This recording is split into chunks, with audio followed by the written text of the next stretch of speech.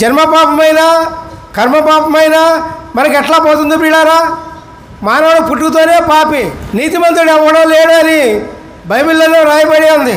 కాబట్టి ప్రియులారా, మరి జన్మ పాపము కర్మ పాపము తీసివేయడానికే, మానవుల యొక్క జన్మ పాపము కర్మ పాపము తీసివేయడానికే యేసు ప్రభువారు ఈ లోకానికి వచ్చి శిలువ మరణం పొందారు.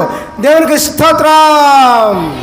మరి అదే ఇక్కడ రాయబడుతుంది ప్రియులారా, యెషయా 43వ అధ్యాయము 20వ వచనం.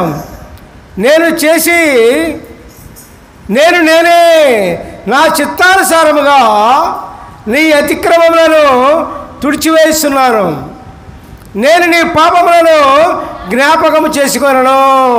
హల్లెలూయా, ప్రైజ్ ది లార్డ్. జన్మ పాపము కర్మ పాపము కలిగిన ప్రతి ఒక్క వ్యక్తి కూడా యేసు ప్రభువునందు విశ్వాసం ఉంచినప్పుడు, ప్రభు దగ్గరికి వచ్చినప్పుడు వారి పాపాలన్నీ కూడా కొట్టివేయబడతాయని దేవుడు వాగ్దానం ఇస్తూ ఉన్నాడు. మరి వాగ్దానం ఇచ్చిన తర్వాత, ప్రభు దగ్గరికి వచ్చిన తర్వాత, మన పాపాలు ఆయన చేత క్షమించబడిన తర్వాత, మన పాపములు ఆయన క్షమించిన తర్వాత, ఇక మనం చేసిన లోగడ పాపములన్నీ కూడా ఆయన గుర్తుపెట్టుకోడు. హల్లెలూయా, ప్రైజ్ ది లార్డ్. అప్పటి నుంచి మనం పాపం అనుకోవాలి, పాపంలోనికి పోకూడదు. అర్థమైందా? దేవునికి స్తోత్రం. హల్లెలూయా, ప్రైజ్ ది లార్డ్. ఉదాహరణగా సమరయ స్త్రీ చూడండి ప్రియులారా, దేవుని దగ్గరికి వచ్చింది, ఆమె పాపాలను క్షమించబడ్డాయి, ఆమె గొప్ప సాక్షిగా మార్చబడింది. అట్లాగే ప్రియులారా, సమరయ స్త్రీ కూడా విశ్వాసం ప్రతి ఒక్క వ్యక్తికి ఉండాలి ప్రియులారా.